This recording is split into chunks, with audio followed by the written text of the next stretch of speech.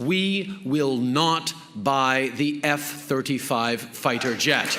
Bonjour et bienvenue dans cette vidéo. Aujourd'hui, nous allons réagir à l'annonce qui a été faite par le gouvernement canadien de l'acquisition par le Canada de 88 CF-35, la version canadienne du F-35A, le F-35A que vous connaissez bien si vous suivez la chaîne, qui a été réfléchi pour être un avion de 5e génération, de pénétration, de défense aérienne également, qui a pour vocation à être la colonne vertébrale, si on peut dire, de tous les alliés des États-Unis d'Amérique en charge de ce programme. Dans cette vidéo, juste après le jingle, dans un premier temps, nous allons regarder un petit peu ce qu'est l'armée de l'air canadienne, la Royal Canadian Air Force. Ensuite, derrière, en quoi consiste exactement ce contrat, que sait-on à l'heure actuelle sur ces acquisitions. Et à la fin, je vous donne mes 2 cents, comme on dit en Amérique du Nord, et je vais vous dire ce que je pense des points positifs et des points négatifs de cette décision d'achat de F-35A pour protéger le Grand Nord, Canada que je connais bien, comme vous le savez, je suis franco-canadien. On parle de tout ça juste après le jingle. Et juste avant que l'on décolle pour l'immensité du ciel canadien, je vous présente notre partenaire aujourd'hui, partenaire qui nous permet de créer ce contenu, qui me permet d'employer des monteurs pour créer ces vidéos. Et ce partenaire qui nous suit depuis maintenant plus d'1 an, c'est NordVPN. NordVPN que vous connaissez sûrement, mais aujourd'hui, je voudrais partager avec vous, vous l'avez vu, je me déplace beaucoup, peut-être que vous également pour le travail ou par plaisir. Aujourd'hui, je voudrais vous sensibiliser sur le danger de l'attaque de vos mots de passe. Alors c'est quelque chose qui était très présent, cette sensibilisation, dans l'armée à l'époque où j'y étais. Je pense que de nos jours, c'est encore plus présent. Mais il faut savoir que si vous utilisez toujours ou souvent le même mot de passe, ce dernier peut se transformer en un talon d'Achille qui va permettre à des personnes malveillantes d'accéder à vos sites web, d'accéder à vos informations privées. Alors NordVPN, il vous propose le Dark Web Monitor. Le Dark Web Monitor, qu'est-ce que c'est?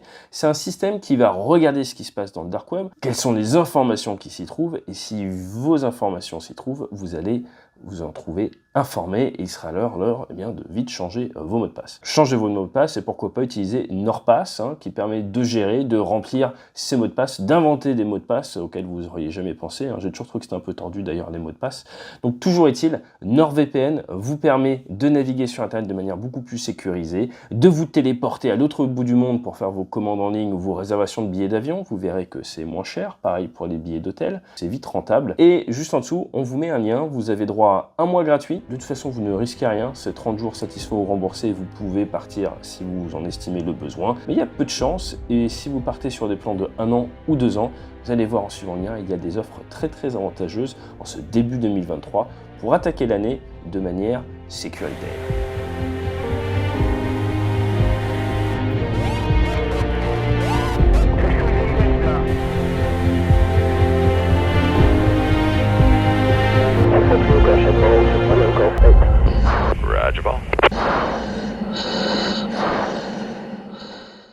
Alors, l'armée de l'air canadienne, c'est à peu près 19 000 personnes qui travaillent ensemble. Pourquoi? Pour protéger l'espace aérien canadien, pour faire des interceptions avec les avions de chasse, pour également faire du secours et sauvetage, qu'on appelle du Search and Rescue, mais également pour faire de la lutte contre tout ce qui est activité illicite et beaucoup de surveillance en mer avec des avions de patrouille maritime. Attention, la défense de l'Amérique du Nord, c'est géré par le NORAD. Et le NORAD, dont nous avons déjà parlé sur la chaîne, en gros, ce sont les États-Unis et les Canadiens qui travaillent ensemble pour s'assurer qu'il n'y ait rien qui s'approche du continent nord-américain qui ne soit détecté, identifié et, si besoin, intercepté. Le quartier général de la force aérienne canadienne, c'est situé à Ottawa qui est dans l'Ontario. Et vous avez pas mal de matériel, vous allez voir principalement américain, dans cette armée de l'air. Vous avez à l'heure actuelle à peu près une 80 CF-18, des F-18 version canadienne qui ont été commandés entre 1982 et 1988, 138 pour être précis. Il y avait 40 biplaces et 98 monoplaces. Ces CF-18, ils sont répartis sur 2 bases de chasse. La base de chasse au Québec, avec Bagotville, et la base de chasse en Alberta à Cold Lake. Et comme on aime bien le dire au Canada, there's a reason why it's called Cold Lake. Il y a une raison pour laquelle ça s'appelle Cold Lake. Il fait pas chaud. Plus récemment, il y a eu besoin de plus de F-18 à cause de la flotte vieillissante. Je vous rappelle que 82, moi j'étais pas né personnellement. Et il y a donc eu une commande d'F-18A et d'F-18B qui sont venus en fait des secondes mains de l'armée australienne. Je pense que ça aura fait un petit choc thermique. À côté, cette flotte monotype, un seul type d'avion multirôle, le F-18, qui à la base est un avion embarqué, mais qui peut être utilisé par les armées de l'air, comme c'est le cas par exemple en Espagne. Et vous avez une grosse flotte de transport. Vous avez des Globemaster, ils en ont 5, des CC-177. Vous avez une trentaine de Hercules, les CC-130, le C devant c'est pour Canadian. Vous avez 4 Twin Otter, vous avez des Buffalo, vous avez quelques Challenger, vous avez des Polaris, vous avez également 19 CP-140 Aurora, on parlait de patrouille maritime tout à l'heure, c'est une sorte de P3 version canadienne, et vous avez en commande les CC-295 Kingfisher, qui vont normalement, ils devaient arriver à partir de cette année, ils vont arriver un tout petit peu plus tard. Donc vous avez une flotte, vous l'avez vu, principalement canadienne, ou quand même grosse emprise américaine. Alors l'armée de l'air canadienne, elle a été extrêmement puissante pendant la Seconde Guerre mondiale. Elle s'est créée pendant la Première Guerre mondiale. Seconde Guerre mondiale, ça a été la 4e force aérienne alliée, et c'était un petit peu le poumon en termes d'école de formation pour les aviateurs. Durant la Seconde Guerre mondiale, 130 000 aviateurs ont été entraînés au Canada. C'est quand même pas rien, c'est absolument énorme. Et si on regarde des périodes plus modernes, eh bien, pendant la guerre de Corée, vous avez eu pas mal de transports logistiques effectués par l'armée canadienne, et ensuite ils ont participé à l'Irak, à la Yougoslavie, à l'Afghanistan, plus récemment à la Libye, et également à l'Irak. 2015-2016, quand moi j'étais déployé, il y avait à la fois des forces spéciales canadiennes au sol, j'ai 3 souvenirs assez sympas avec eux, et également des F-18, des CF-18 en l'air. Nous allons nous focaliser sur la partie chasse, et donc le gros travail pour l'armée canadienne, c'est pouvoir intercepter des bombardiers soviétiques s'ils se rapprochent, des Chinois s'ils se rapprochent, pouvoir dire hey, nous avons un très grand pays, il y a une grande allonge vers le nord, il y a de plus en plus de tensions pour la fameuse route du Nord, pour du trafic maritime dans le nord, nous avons capacité à défendre notre territoire, vous ne pouvez pas venir squatter chez nous, passer chez nous, sans que nous puissions vous intercepter, vous détecter, vous identifier, vous suivre ou vous raccompagner gentiment à la frontière.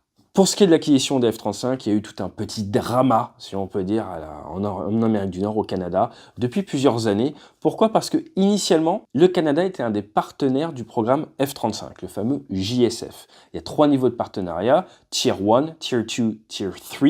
Tier 1, c'est les Anglais, un très haut niveau de partenariat. Le niveau 2, ce sont les Italiens et des Pays-Bas. Le niveau 3, c'était Australie, Danemark, Norvège et Canada. Et le Canada s'est un petit peu retiré de tout ça, alors qu'il y avait déjà eu plus de 613 millions de dollars investis entre 1997 et les années 2020. Pourquoi ? Parce qu'ils ont dit, en fait, Justin Trudeau, qui est l'actuel Premier ministre, dans ses promesses de campagne, il y a 8 ans, il a dit « Nous n'achèterons pas de F-35, c'est trop cher, on prendra quelque chose de mieux d'un point de vue rapport qualité-prix. » We will not buy the F-35 fighter jet. Donc alors que c'était plus ou moins une affaire entendue que des F-35 allaient venir au Canada, ça a pris un gros retard de plusieurs années pour que finalement, eh bien, comme on l'a vu il y a quelques jours, il y ait cette annonce et ce soit le F-35 qui soit sélectionné sous le gouvernement Trudeau qui avait promis face caméra que ça n'arriverait jamais. Les premiers de ces CF-35 devraient arriver en 2026, ce qui permettrait à l'armée de l'air canadienne d'être opérationnelle entre 2032 et 2034 sur ces aéronefs-là, cette plateforme, sachant que les CF-18 vont progressivement être retirés du service, comme dans une dizaine d'années. C'est un point important dont on va rediscuter. Au niveau des bases, pas de grandes modifications, ce sera toujours la 3e wing à Bagotville, la 4e wing à Cold Lake. Il est estimé, d'après les sources officielles, que le programme, dans tout son ensemble, dans toute la durée de vie du F-35, coûtera 70 milliards de dollars canadiens. Combien ? Et l'acquisition se fait environ à 100 millions de dollars canadiens pièce, ce qui est à peu près dans les 80 millions de dollars US. Il est mis en avant qu'avec le F-35, ils vont pouvoir se projeter à 2200 km, qu'ils vont avoir, comme les Norvégiens, un parachute frein afin de pouvoir se poser sur des pistes glacées, qu'ils pourront prendre 8,1 tonnes d'emport, que ce soit en interne ou en externe, et qu'en interne, ils vont avoir la version plus, si on peut dire, avec capacité d'emporter 6 missiles RR AIM-120 en interne. Je vous rappelle que le gros avantage d'avoir ça en interne, c'est que ça vous permet de rester furtif. À partir du moment où F-22, F-35, Sukhoi 57, ce que vous voulez comme aéronef, vendu furtif, prend des points sous les ailes, on ne peut plus vraiment dire qu'il soit furtif, ça va nuire à sa surface équivalente radar. Toute la problématique, c'est ça. Et ce qui fait la différence entre, par exemple, un F-35 et un Rafale, c'est que le F-35 peut se déployer dans une mission RR et même air-sol en étant entièrement discret. Pour une désignation laser de cible, il a des systèmes embarqués, il n'y a pas besoin de prendre de pod. Vous prenez le Rafale, quand nous partions au combat, il fallait des choses sous les ailes, un pod, ça crée de la surface équivalente radar. Et même si, avec l'avion nu, vous avez une SER assez faible, quand vous partez au combat, votre SER est pas du tout la même. Donc ça, c'est un gros avantage du F-35, cette capacité à faire de l'air-air, de l'air-sol, du multirôle, avec tout en interne et avec une surface équivalente radar très faible, avec une bonne furtivité, contre des radars en bande X-ray, contre des radars embarqués principalement. Un point de débat en ce moment, c'est quel type de ravitaillement en vol est-ce que ce CF-35 va pouvoir faire. Le Canada est un pays absolument énorme, ils n'ont que 2 bases, il y a énormément de zones à couvrir, il faut donc pouvoir avoir de l'allonge, donc il est possible peut-être d'avoir des bidons sous les ailes, à voir, pourquoi pas, mais dans tous les cas, dans certaines missions, il faudra sûrement de l'allonge donnée par des avions ravitailleurs. Et à ce moment-là, certaines images nous montrent qu'il semblerait que le F-35A canadien puisse être ravitaillé directement comme les versions C. C'est un petit sujet qu'il faudra suivre. C'est, on peut dire, un petit détail technique. Le fond du problème ne change pas grand-chose. Mais il faut savoir que l'allonge est quelque chose de très important pour ces avions et pour le Canada. Avant de rentrer dans les plus, dans les moins, je voudrais quand même faire un tout petit retour d'un point de vue historique, parce que vous allez peut-être vous dire pourquoi est-ce que le Canada, qui est quand même un grand pays, n'a pas ses propres avions de combat, pourquoi est-ce qu'ils achètent américains? Bien là, c'est très intéressant de revenir, il y a maintenant quasiment 70 ans, sur le CF-105 Arrow d'Avro Canada, et un énorme scandale au Canada. Je pense que c'est une plaie encore béante et ouverte chez beaucoup de Canadiens. Ce qui s'est passé avec ce programme qui avait pour vocation de faire un énorme intercepteur supersonique qui a fait son premier vol en 1958, qui était propulsé par 2 moteurs de 8 tonnes 4 de poussée chacun, qui faisait 22 tonnes à vide, 32 tonnes en masse max, et qui a tout simplement été le premier avion au monde équipé de commandes de vol électriques. Et oui, cet avion avec des commandes de vol électriques, avec même une soude ventrale comme le F-35, comme le F-22, il est sorti d'usine le même jour que le Sputnik, le premier satellite russe, a été mis dans l'espace, et donc un peu d'ombre médiatique on peut dire, mais surtout il a été arrêté par le premier ministre canadien de l'époque, alors que le 6e prototype allait faire ses essais, et qu'il y avait déjà 37 aéronefs sur la ligne de montage, donc alors que le programme était parfaitement lancé. Pourquoi ? Grand débat, ça mériterait une vidéo en soi. Petit scandale derrière. Toujours est-il, le programme a été arrêté quasiment du jour au lendemain. Il a été dit que des fichiers ont fuité vers les soviétiques, que le MiG-25 est inspiré de ce programme du CF-105 Arrow, que le film Firefox avec Clint Eastwood est un petit peu inspiré de tout ce drama, et surtout 60 000 personnes ont été licenciées quasiment du jour au lendemain. C'était le vendredi 20 février 1959, appelé Vendredi Noir au Canada, bien avant l'invention du Black Friday. Une des raisons mises en avant par le Premier ministre à cette époque, c'était que, de toute façon, ça n'allait pas fonctionner ce programme d'intercepteur, que ça allait coûter cher pour rien et qu'on pouvait défendre le Canada grâce à des systèmes solaires américains, systèmes solaires qui très rapidement se sont révélés absolument insuffisants. Du coup, les Canadiens ont dû, en urgence, acheter 61 CF-101 Voodoo de fabrication américaine. À partir de là, ils sont toujours restés avec du matériel américain, donc du CF-101, du F-104, avec des bases déployées en Europe, et le F-18. A noter que le F-35 qu'ils vont avoir devrait pouvoir être amené au bloc 4, voire être au bloc 4 directement. Les avions de chasse comme le Rafale, comme le F-35 ont différentes versions, des mises à jour, ça ne se voit pas forcément de l'extérieur, et le cœur informatique change. Quand le F-35 passera au bloc 4, il y a des essais en cours, 25 fois plus de puissance de calcul. C'est juste énorme. C'est un petit peu comme le passage du standard F1 au standard F3 du Rafale, c'est plus du tout le même avion. Et d'ailleurs, au standard F1, le Rafale ne se vendait pas. Au standard F3, excellent produit, très bien vendu. Allez, on attaque My Two Cents par rapport au F-35 au Canada. Point positif, point négatif. Là, je vais essayer d'être le plus apolitique et neutre possible. Je ne vais pas prendre ma casquette de F-35 hater ou de pro Rafale, c'est pas l'idée. L'idée, juste avant d'attaquer, c'est de vous dire que moi je pense qu'au vu des ventes récentes, il faut clairement avouer que le F-35 est en train de devenir le nouveau F-16. F-16 fabriqué à plus de 4000 exemplaires, qui a été réputé comme l'avion du siècle le siècle dernier, qui avait gagné contre le Mirage F1, si on peut dire. Et là, on a deux monomoteurs. Alors le F-35 est quand même un peu plus gros, hein, on est d'accord, mais deux monomoteurs qui sont en train d'inonder le marché. Si vous prenez par exemple juste US Air Force, il y a eu 2256 F-16 livrés à l'US Air Force. Ils ont eu 383 accidents de classe A depuis 1975 et 88 morts. Donc grosso modo, on va dire qu'il y a 15% du parc qui a été perdu sur un monomoteur. Je veux que vous gardiez ce chiffre en tête. Pourquoi ? Parce que moi, le premier point négatif que j'ai pour le F-35, c'est cette notion de monomoteur. Monomoteur, pourquoi ? Parce que vous allez au Canada, vous avez des zones absolument énormes où pour vous récupérer, vous êtes au-delà de la portée de récupération d'un hélicoptère. C'est pas facile dans le Grand Nord si vous vous éjectez. Et y aller en monomoteur, c'est moins une situation d'avenir que d'y aller en bimoteur. Surtout que, à l'heure actuelle, il y a quand même des soucis récurrents avec le réacteur du F-35. Encore la semaine dernière, il y a eu décision d'arrêter les vols sur une partie de la flotte suite à l'accident qu'on a étudié il y a quelques jours. Il y a également décision d'arrêt de livraison de moteurs tout court. Bref, c'est pas la première fois que ça arrive. Ils ont des soucis. Ils ne prennent pas de risques. Quand même, très peu de F-35 sont perdus à cause du réacteur. Donc, ils ne prennent pas de risques, ce qui est une bonne chose. Mais ce monoréacteur, ce monomoteur, pour moi, est un talon d'Achille. D'autant plus que l'on reste sur un format monoflotte. Pourquoi ça me pose un souci, le monoflotte ? C'est comme une compagnie aérienne. Prenez une compagnie aérienne comme EasyJet, ils ont que des A320. Prenez une compagnie aérienne comme Ryanair, ils ont que des 737. Ça vous facilite la vie d'un point de vue économie d'échelle, mais si demain, et Ryanair a eu de la chance que la crise du 737 MAX n'arrive pas plus tard, si demain il y a un arrêt de la flotte, vos capacités opérationnelles, elles passent de là à zéro. Allez, t'as plus aucun avion disponible. Quand vous avez à la fois des Rafales, des Mirage 2000, F-15, F-16, F-35, vous avez une capacité quand même à faire face à un arrêt de votre flotte pour raison X, Y, Z, ou un souci d'approvisionnement ou des failles de sécurité. Donc monoréacteur, monoflotte, pour moi, no bueno. L'autre point, on parle beaucoup des 800 points de soucis qui restent à résoudre sur le F-35. C'est un avion qui n'est pas encore à maturité. C'est un avion qui, du fait du volume d'investissement qu'il engendre, est en train d'être amélioré.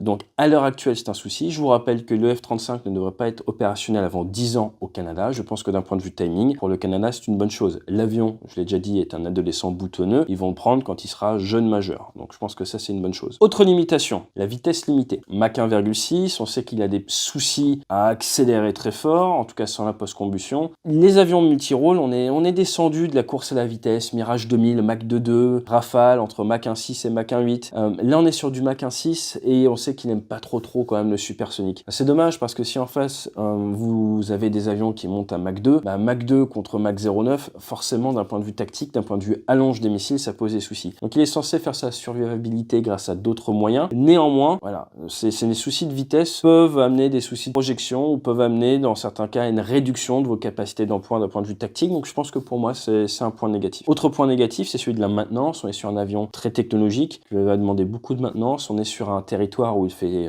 très froid, où ça va être assez rude. Je pense que c'est un point qui joue pas forcément à la faveur du F-35, toute cette notion de maintenance du fait de l'ultra-technologie embarquée. Dernier point, America First. Vous êtes dépendant d'un système qui, oui, a des gros besoins en termes de maintenance et en cas de conflit majeur, les États-Unis ont énormément de F-35, tout ce qui est pièces, tout ce qui est approvisionnement, vous vous doutez bien que les Américains se serviront en premier s'il y a besoin et donc c'est un talon d'Achille qui est directement lié à ce côté monoflotte et dépendance industrielle. Donc un point négatif. Voilà pour les points négatifs. Monomoteur, monoflotte, problème moteur, les 800 points, adolescents boutonneux, la vitesse limitée, la maintenance et cette dépendance aux États-Unis. Point positif. Point positif, la furtivité, même avec un emport air-sol. Oui, c'est quand même une chance. Je suis pas sûr que les Canadiens aient envie de faire de la pénétration aux États-Unis pour aller faire des raids de bombardement ou au Mexique de manière discrète, mais c'est quand même un plus d'un point de vue survivabilité si c'est bien employé, cette furtivité en combat aérien, mais également en attaque au sol. donc furtivité et notion d'omni-rôle. La guerre électronique qui est très développée sur le F-35 et qui sera de plus en plus développée. On a parlé du bloc 4, 2500% d'augmentation de la puissance de calcul. Ce n'est pas rien et ça va ouvrir des possibilités de guerre électronique supplémentaires. L'autre point, c'est le côté évolutif. Puisque c'est un gros programme avec beaucoup de pays, vous savez que le F-35 va continuer à avoir des investissements et va continuer à évoluer avec le temps. Ils achètent à l'instant T un type de F-35 qui ne sera pas le même F-35 qu'en 2040. Donc on commence avec quelque chose de plus moderne, tout simplement, qui a un meilleur potentiel de développement du fait de sa structure informatique plus moderne à l'instant T. L'autre point, c'est celui de l'armement. Grosse variété d'armements, vous pouvez prendre pas mal de choses. Les Américains sont très forts pour ça, beaucoup d'armements différents, il faut voir exactement ce qu'ils commandent, mais un panel de missions, du coup, qui est très vaste. L'autre point, c'est cette notion d'un programme, comme je vous le disais, en amélioration. Donc il y a une sorte de vecteur vitesse avec le F-35 qui va vers le haut, il y a beaucoup d'investissements. Et, point important, le fait qu'ils arrivent assez tard dans le programme. Le fait qu'ils arrivent assez tard dans le programme, eh bien, ça va leur permettre de ne pas avoir essuyé un petit peu les plâtres de ces dernières années et des 5-6 prochaines années, mais d'arriver directement à quelque chose qui marche un petit peu mieux, comme on fait pas mal de clients export du français avec le Rafale. Donc voilà. Au final, plus, moins, est-ce que c'est une bonne chose que les Canadiens commandent du F-35? Personnellement, j'aurais pas pris ça. Personnellement, j'aurais pris un bimoteur. Je serais sûrement allé sur un Super Hornet à un moment où il en était question. Mais il y a eu, encore une fois, du drama entre le Canada et entre Boeing. Du coup, cette idée-là a été abdiquée, a été abandonnée. Pourquoi pas du Rafale? Pourquoi pas du Gripen? Eh bien, tout simplement à cause du NORAD. On est en train de parler de l'Amérique du Nord. Il y a des milliers d'avions de chasse en Amérique du Nord. Ils protègent cet espace et les Canadiens vont participer à hauteur de 88 aéronefs, ce qui voudrait dire peut-être 30 à 40 avions en état de vol en permanence, au mieux. Donc vous doutez bien que c'est une petite goutte d'eau par rapport à la défense d'Amérique du Nord. Vous devez, en tant que Canadien, d'être interopérable avec les cousins du Sud. Et à partir de là, il était illusoire de croire que les Canadiens puissent acheter autre chose qu'américains à cause de cette notion de NORAD. Donc les dés étaient pipés d'avance, Dassault l'a bien compris et c'est même pas vraiment présenté dans la compétition. Donc voilà. Voilà ce qu'on pouvait dire sur ça. N'hésitez pas à me dire dans les commentaires ce que vous pensez de cet achat de F-35. Comme on a vu au niveau des statistiques, 88 avions achetés, eh bien, je pense qu'il y en aura une petite dizaine qui seront malheureusement perdus à cause de soucis. J'aimerais pas être le pilote qui s'éjecte dans le Grand Nord, mais bon, ça fait partie du métier. Ils ont du matos de survie qui est prévu pour. Et je n'ai pas la date de retrait. On parle de 70 milliards de dollars sur la durée du programme. C'est sûrement l'avion qui va leur rester jusqu'aux années 2070, 2080, quelque chose comme ça. Et à voir également si, par la suite, ils commandent des drones type un petit peu Loyal Wingman, ce genre de choses, donc qu'ils puissent augmenter leur capacité de défense grâce à des drones pilotés et contrôlés par le F-35. Je pense que d'ici 2030, 2035, on entendra beaucoup plus parler. Je vous dis à bientôt pour une autre vidéo, et d'ici là, fly safe, et peut-être rendez-vous dans votre entreprise pour une conférence, un team building, ça dépend. Vous êtes tous sur notre site web, n'hésitez pas. En tout cas, c'est super agréable de vous croiser. Et, haha, petit point, il y a un livre qui arrive, on va commencer la promo, je pense, la semaine prochaine. Un livre qui va s'appeler « Au-delà de l'Ukraine » et qui va vous donner eh bien, tout ce qu'il faut, j'espère, pour vous forger votre propre opinion sur comment la guerre aérienne au-dessus de l'Ukraine, entre les Ukrainiens et les Russes, peut nous affecter, peut nous permettre de revoir notre système de défense et devrait nous amener à réfléchir peut-être un petit peu différemment. Allez, fly safe!